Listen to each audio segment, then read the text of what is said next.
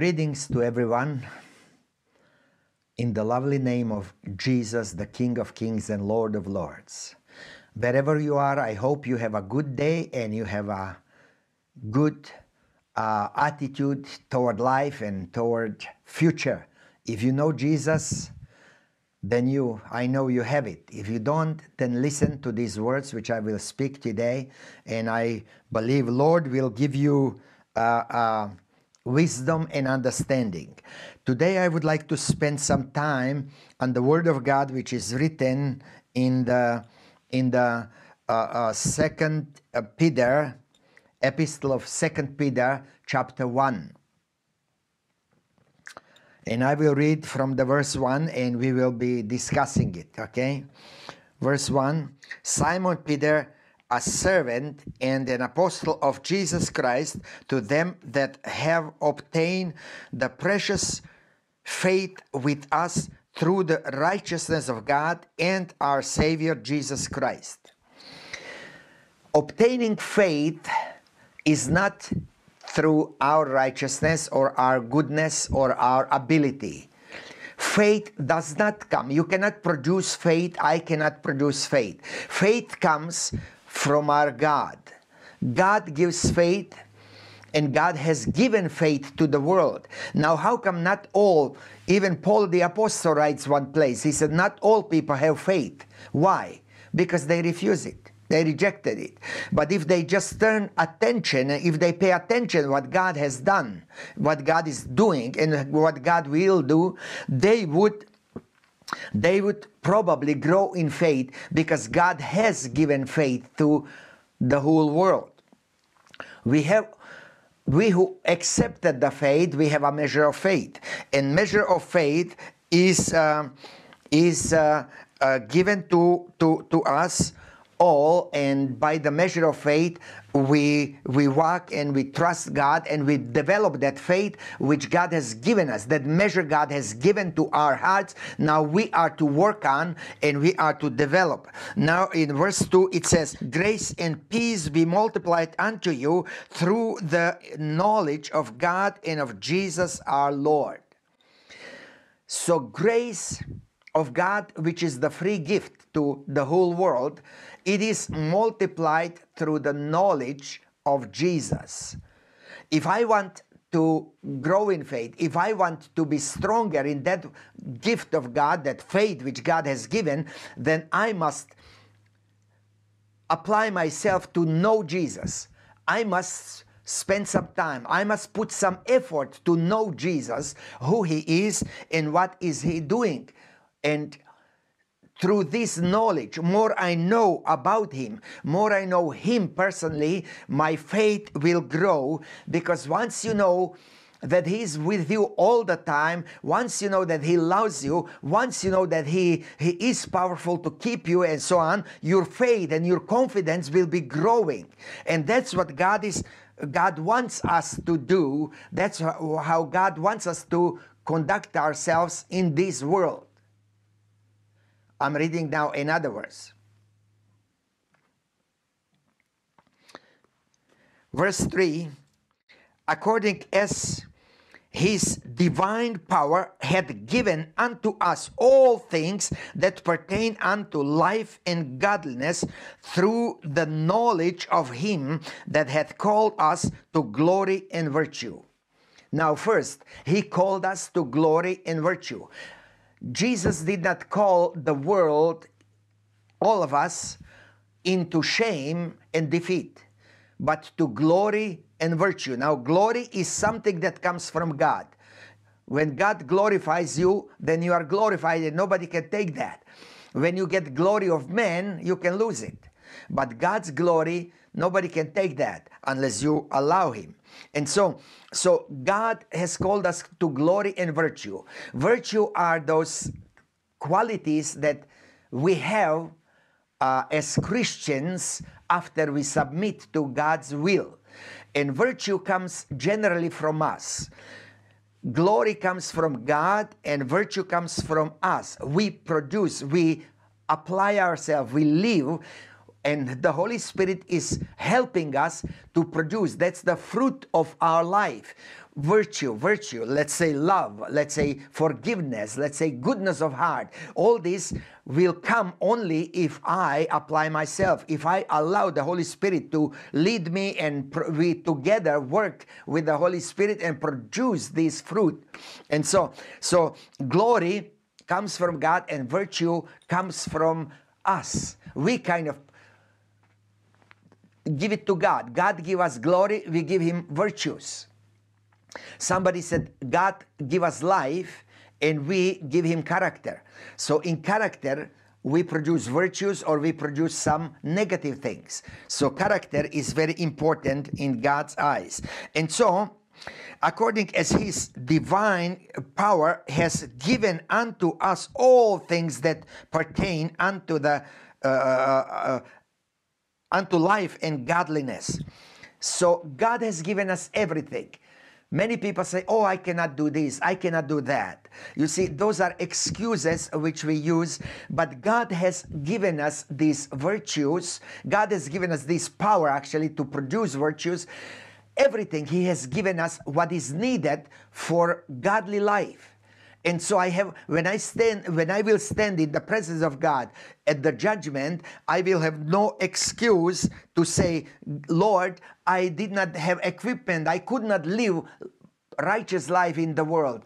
That would be a very lame excuse, and God will not accept it, because he provided all that I need to virtuous life and to godly life. Everything that I need to godliness, he has already given me. And so I have it. Praise God. You have it. We can produce a life that would please God if we want. If we want. You see, it's up to us. Some people say, oh, if I only can have that. Yes, you can have that. Yes, you can have that. Oh, if I only have faith like you have. Oh, yes, you can have that. God is giving that to you and you have it, and there will be no excuse. Just you need to, by faith, reach and take it. Jesus is giving and offering that to you. Now, let's look this fourth verse, which I would like to concentrate more on. Fourth verse is jewel. Fourth verse is rich in all what God is really doing with your and my life. Is tremendous. Let's see this fourth verse. Whereby are given unto us exceeding great and precious promises, that by these ye might be partakers of the divine nature, having escaped the corruption that is in the world through lust. First of all, let's see this corruption that is in this world is corrupting every living person. Corruption will not be in heaven. So if I am corrupted, I will not go to heaven. This world and things in this world are corrupting people. Now, corruption comes through practicing and believing and looking and loving these worldly things. They corrupt our lives, and we cannot be what God wants us. But Bible says that we have to escape those corruptions. And how do we escape? As we read in the verse, the word of God says, having escaped the corruption that is in the world through lust. And so how do we escape this corruption? By Jesus Christ, by his power, by his love, by his virtues. And so whereby are given unto us exceeding great and precious promises, that by these ye might be partakers of the divine nature.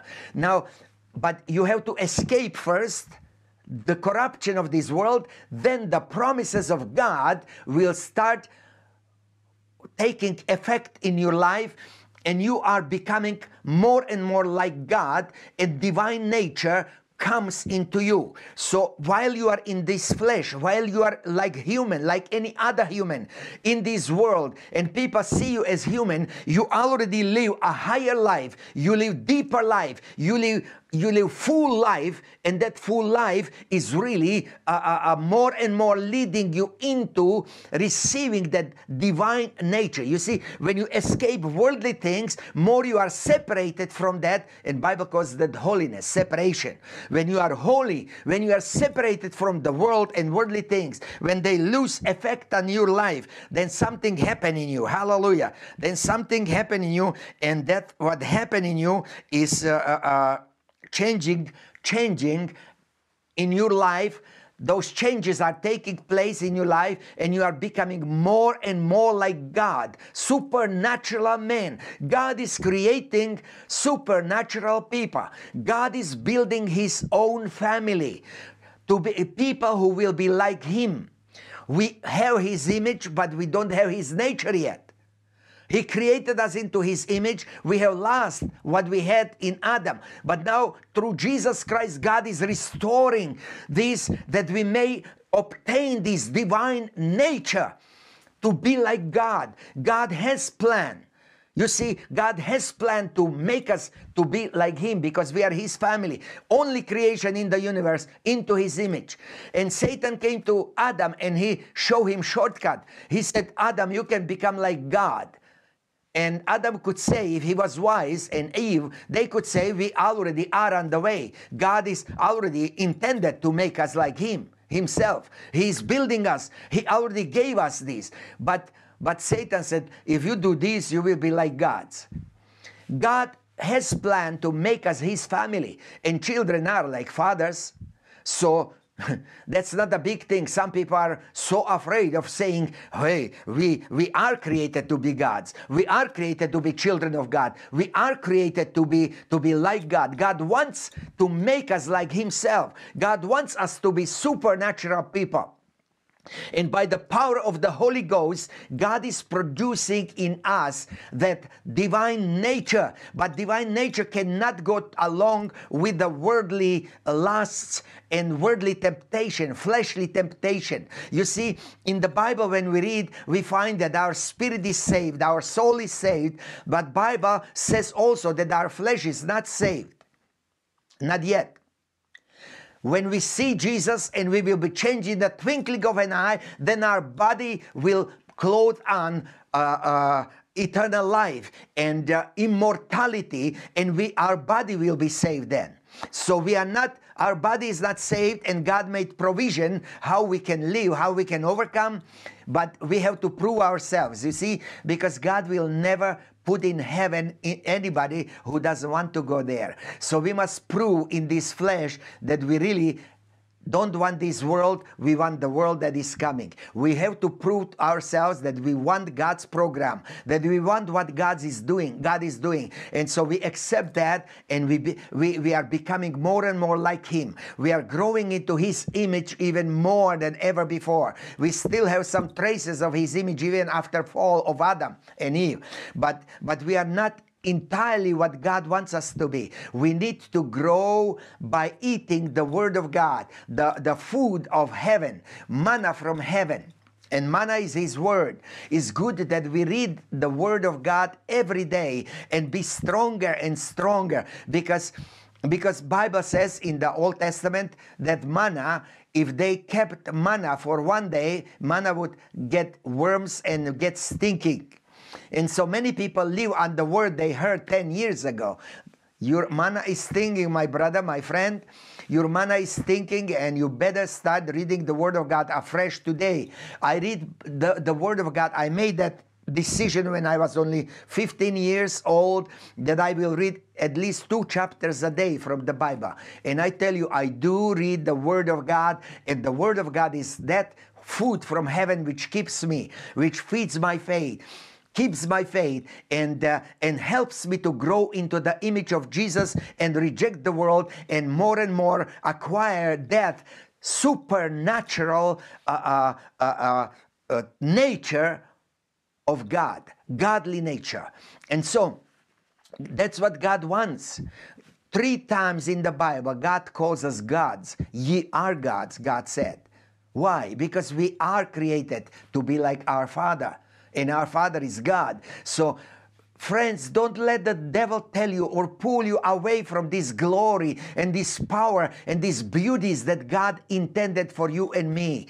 Don't let this world enslave you and take you. Hold on to your ground. Hold on to what you have in Jesus.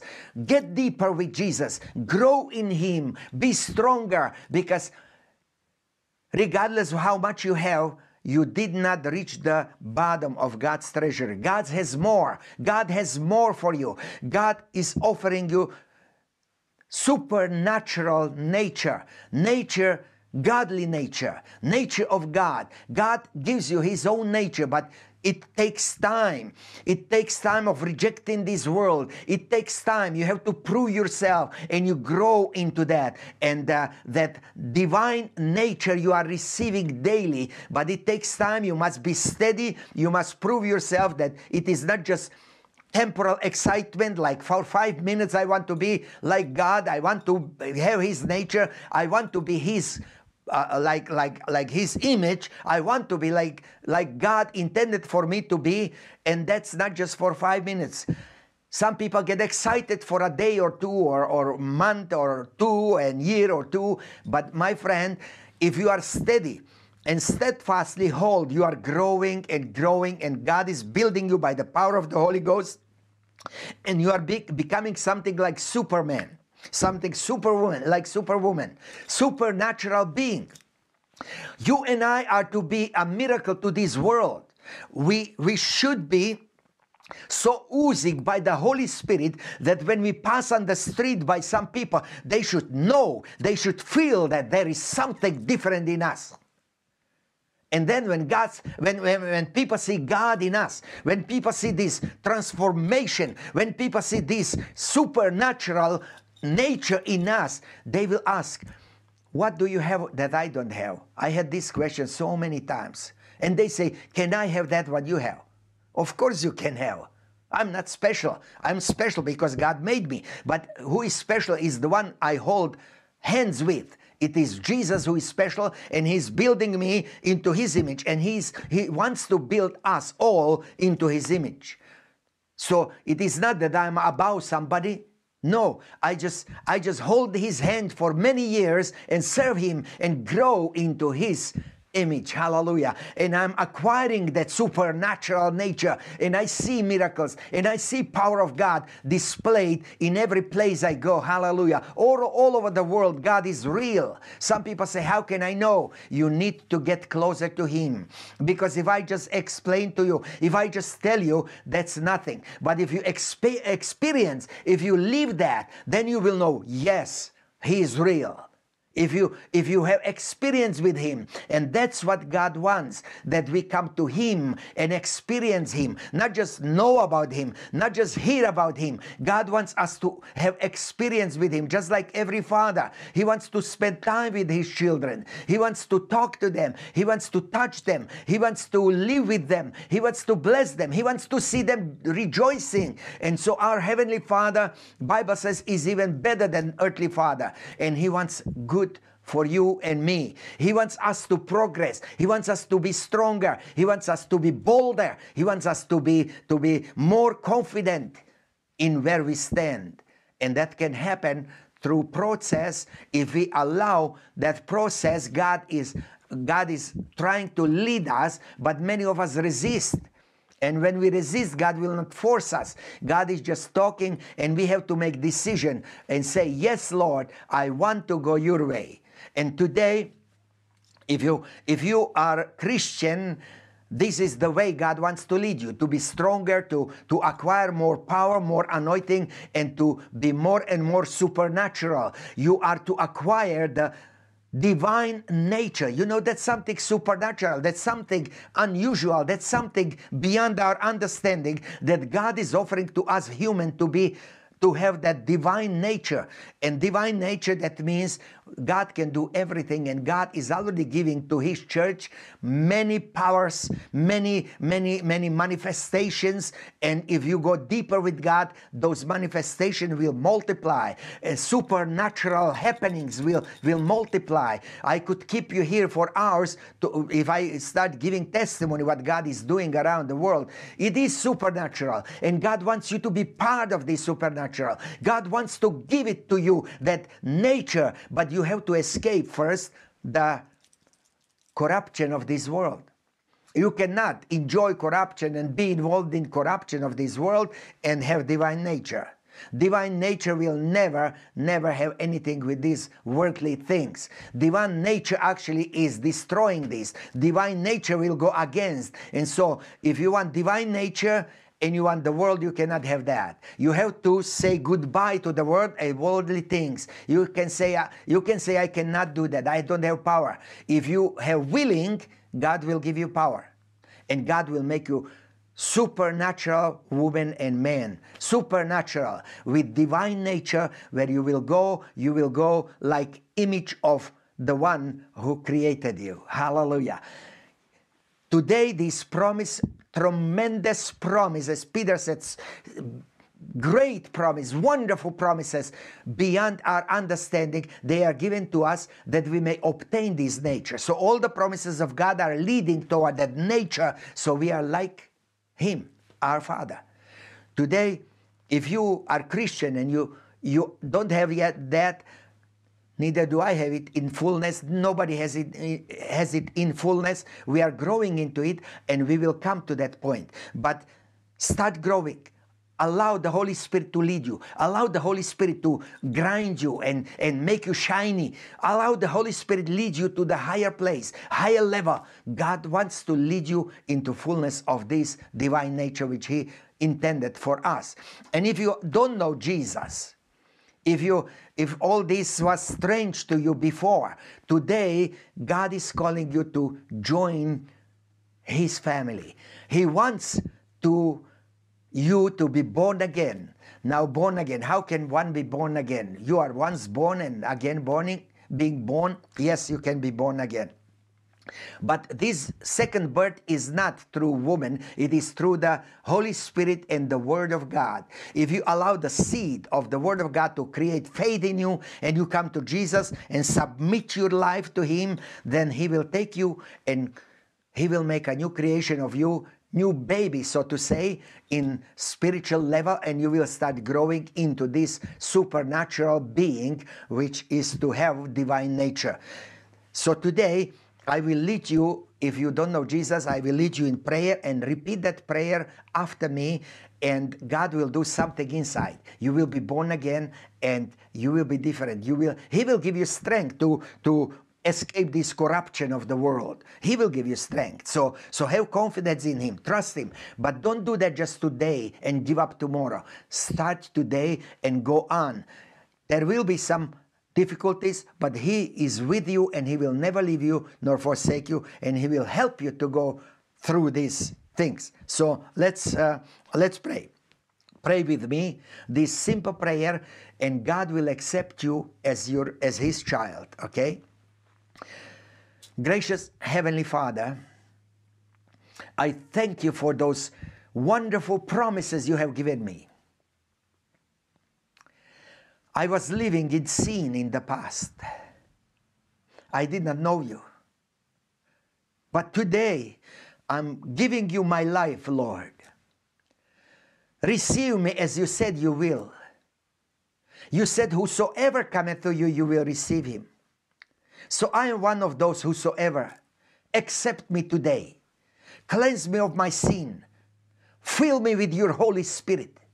And lead me into that supernatural, divine life which is possible even on this earth. In Jesus' name, I submit myself to You. Start working on me today and lead me into that supernatural level of life. In Jesus' name, I accept it by faith, and thank You. Thank You for forgiving my sins. I am free now. I am Your child, and I will never be alone again. Thank You, Jesus. Amen. If you pray this simple prayer, something supernatural has happened in your life and you will never be the same again. God bless you. I love you, but Jesus loves you more. Amen.